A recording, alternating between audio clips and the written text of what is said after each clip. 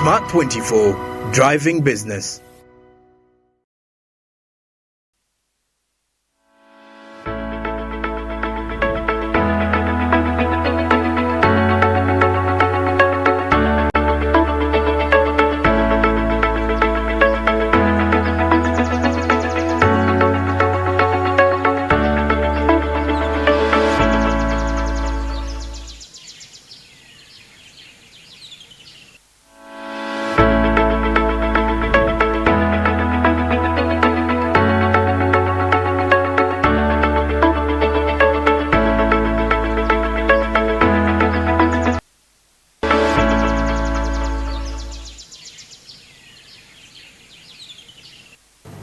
A very good morning to you once again. Welcome.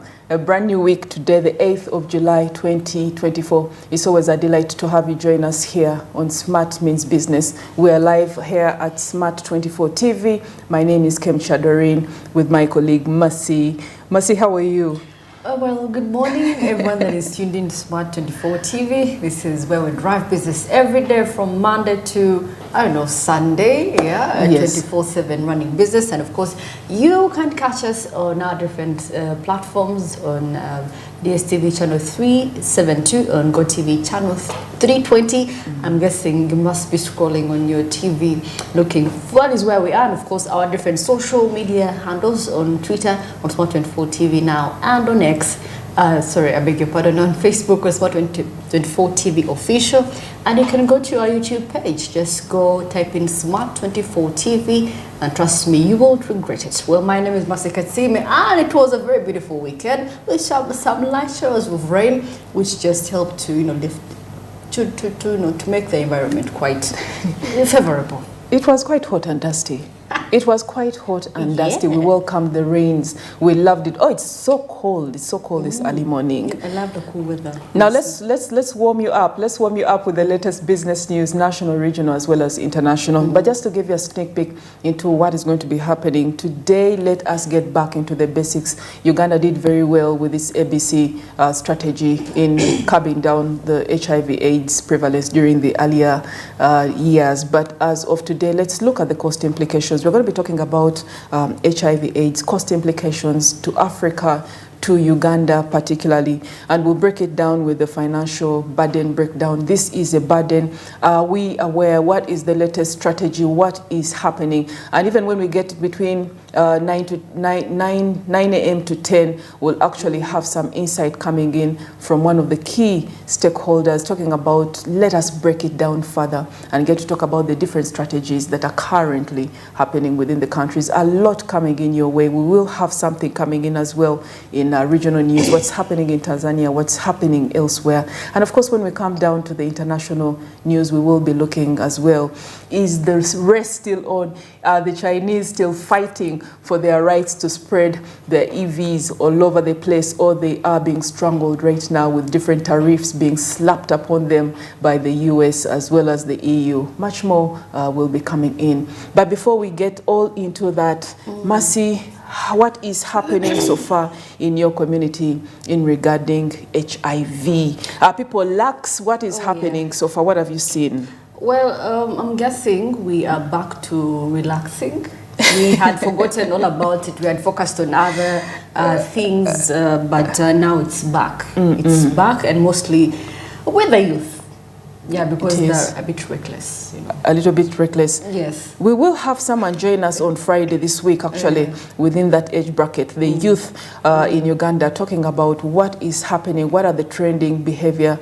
Please lock it in and come in and join us 9 a.m. to 10 on Friday. We will have a very young, passionate man come in and tell us what is happening. Those particular hits that you're talking about among the Gen Zs. We will talk about it as well. It's really pretty interesting, actually, on how we forget. I don't know if you're there the last time you went and you took it upon yourself to go for an HIV test. I mean, it's not about the physical, someone looks healthy and all that. Yes. Yeah, because now people know how to take care of themselves compared to last time when they did not know the kind of food to eat, they did not know, or maybe they found out later when infection or the disease had already gotten to them. But someone, on the option of PrEP, Yes. do you know that like the confidence that people have now, like I can take PrEP after before 72 hours. And which makes them more lax. Yes. Yes, more lax. Yeah. But then recently, last week, we actually had study findings showing that the uptake is not is not going so well. It's not going so good. Yeah. Actually, in most cases, if you get to have a look at what is happening between that particular bracket, yes, of between 18 to 30, 16, 17 to 30, actually, you'll find out the majority are more or less concerned with birth control pills rather than PrEP.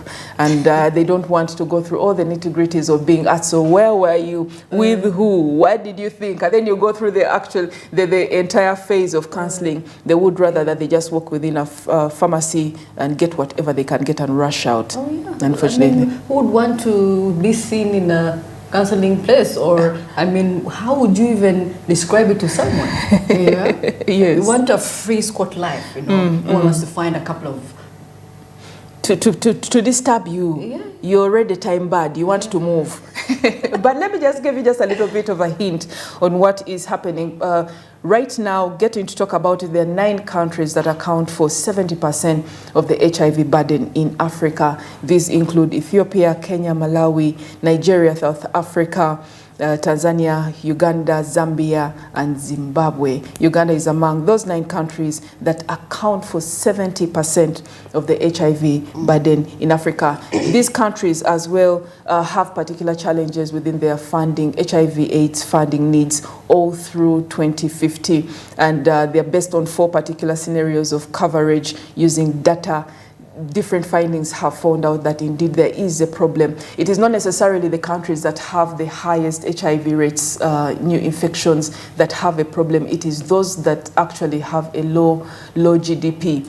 Because when you get to think about it, the cost implication of basically giving not only just the prevention but the treatment for just one person should be in comparison to the country's GDP. And definitely there is a huge gap. Now that is the problem about it. Whereas a couple of decades back, by the time all this, the ARVs regiment was rolled out, literally the implication was so high per person who was getting onto board, so high. But we also know that there have been different strategies. Right now, Mercy, if you got pregnant right now and walked into any particular health center, they will, in addition to the antenatal, yes, the antenatal services, amongst them is the ability to check you and find out, to test you for HIV. And if you are found to be positive, immediately you are taken through, the whole regimen of counseling, as well as initiated on that. Yeah, well, apparently on the drug. In Uganda, women are more prone compared to men. When you see the statistics, women have a higher percentage compared to men. Why? Why do you think? I mean, women are. There's a way they transmit because they produce more. They produce more. Yeah. It actually had different issues as to why. Oh, maybe we should ask expert about that. The social issues, you know that? Yeah. It has been said, and those are some of the cultural implications. A man, you can't say no to a man. No, yes? It's just that women, the notion of a woman having like maybe 3 or so men, at the end of the day, have to please. That's also another part of it. Yeah. The poverty rates as well. But also one of the reasons that was there was because of the gender cross-generational sex that was on the increase. Oh yeah, very much. Right now, according to the social strata, the different surveys that come in, if a man has money in Uganda, they can literally get as you want. In every different area code, like they say. It's some interesting but concerning and worrying news coming in. Lately, Uganda has been really highlighting a couple of increased rates actually in new infections for HIV. Some of the highlighted districts have been Barra and parts of Kabarole, Fort Portal areas, and even the others. It's not as if these are some of the areas. Most of the people looked at Barra within the media. You'll be Fort surprised Portal. That it's in South Uganda. Exactly. There is increase. The percentage is higher. This increase actually is everywhere. Just because Mbara and parts of Fort Portal were highlighted, particular. yes, in in particular within the media, does not mean that other countries are other districts are exonerated. This is happening. There is such an increase all over Uganda. But even then, as we're talking about this, we are looking still at the cost implications, how expensive it is. People are not aware of how expensive it is. A lot has been put on the fact that, you know what, these drugs are available. Can you come in and begin taking them so that you can maybe lower the viral load for those ones who are already infected. But then the challenge about it is that they are not really, the people, the authorities that are meant to do this are not taking the burden to show that Uganda has actually is being facilitated by external funding.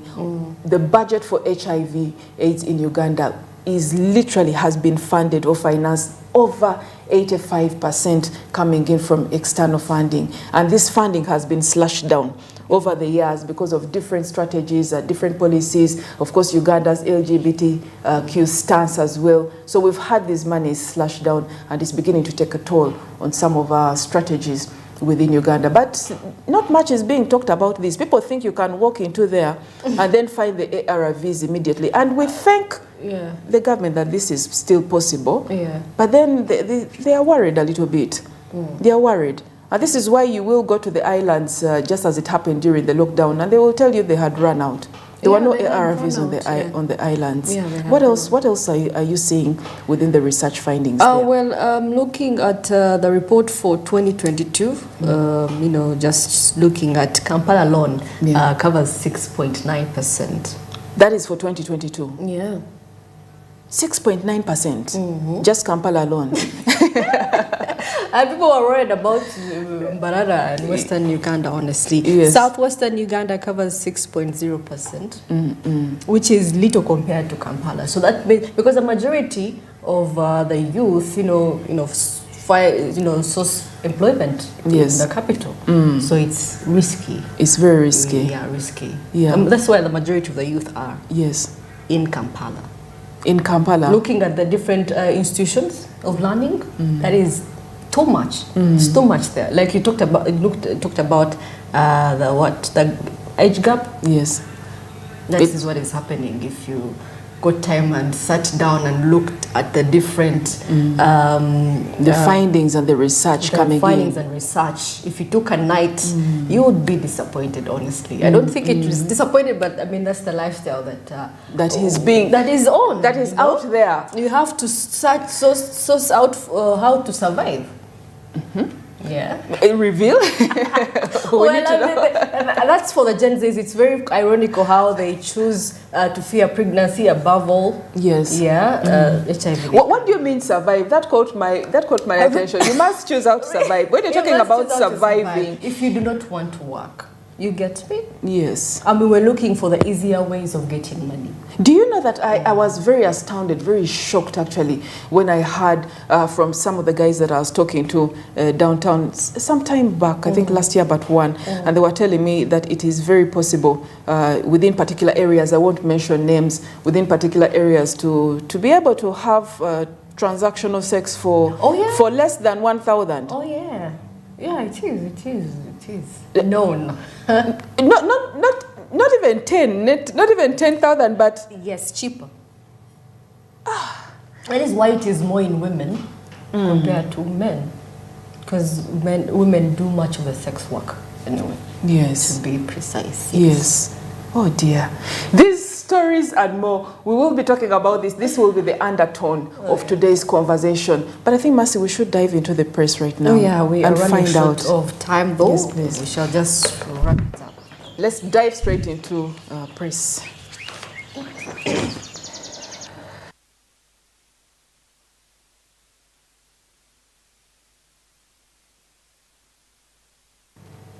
And education that pays. Get your daily monitor, get your new vision, find out what is written and what is happening inside it.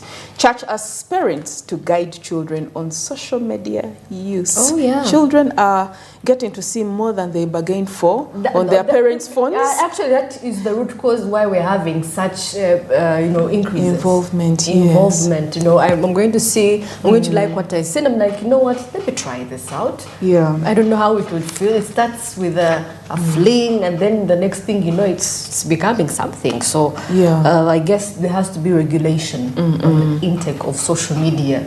I mean, yes, we're in an era. And parents are doing all sorts of things on those phones of theirs. Exactly. And then going with no password. Kids are now very sharp. They will just see you scroll the pattern, and then they know that this is how my mom's phone opens. And lo and behold, what are they finding? All these nudes and everything that are being sent. Parents, please be careful. Please be aware.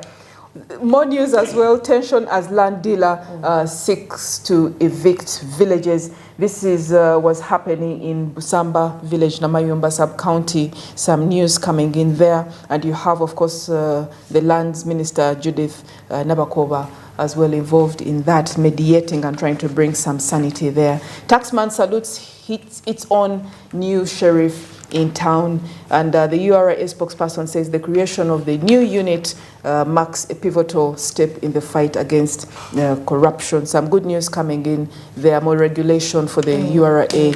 And then, of course, we have Kampala Minister asks investors for road maintenance academy. The Ministry of Kampala Metropolitan Affairs has requested local and Chinese construction companies involved in the Greater Kampala Metropolitan Area Urban Development Program to establish a road maintenance academy to train Ugandans. Women to benefit from AU program. Those are women from 69 districts engaged in cassava millet growing are set to benefit from an African Union program targeting those from rural areas. Some good news coming in as well. Lots and lots of news. Curriculum, new teaching method, making learners rich. What's happening that side, Mercy? Well, making headlines this side, well, of course, looking at the education sector, there are ghost teachers in education, says the president as you celebrating. Lo and behold, wow, I'm impressed with the cake. It was quite beautiful. They're celebrating his achievements as the NRM president? The vision bearer. The vision bearer. The vision anyway. bearer. And of course, Microfinance Support Center speaks out on the 100 billion loans. Yeah. And of course, this is Enid Kukunda who got 2.5 billion loan from the, wow. This is quite huge. You're talking about women not getting such huge money. This is her getting 2.5 billion loan from microfinance. What does she do? Did they specify? I hope this is not an isolated case. You know, it's not an isolated case. Oh, yeah. Yes, you can find she's the only one within that range. That has only one. But there is 100 billion out there for grabs. So. We know. Well, of course, Uganda Airlines gets gold award for eco-friendly travel kit. Impressive. Of course, Uganda will be celebrating the eco-friendly gold award they won from Germany for their premium economy kits that give the travelers. That they give to travelers on the international carrier. And of course, police to probing the 3.7 billion cargo from Taiwan. A lot is happening in Uganda. Every page you turn, there is money disappearing out of nowhere. So I don't know. We are used to these scandals. We're getting normalized. We're normalizing it. It's normal, like millions. We had the same conversation. We had the same conversation with Noah last week, and we said, do you remember how astounded we used to be whenever you had mentioned that maybe 100 million has been taken? Then it went up to billions, and this would be the talk of the town. Everyone would be talking about it. Now we are finding trillions hidden under beds, and people are like, you know what? Can we share? Can we share? Yes. If you are going to steal something, let someone, which is really terrible, because that means accountability won't even be there. But just to cap it off as well, within the Daily Monitor, remember we are talking about the cost implications of the HIV and AIDS burden, and within here there is a special report how population growth hampers health service delivery. Talking about that. So get your Daily Monitor and get to find out what is happening. Yes. Yeah, of course, that is it. We shall be getting more into the details of what is happening in the country Yes. later on. And of course, it's just 30 minutes past 7 a.m. Let's go in for a short commercial break. We shall be right back, but do stay tuned on Smart 2040.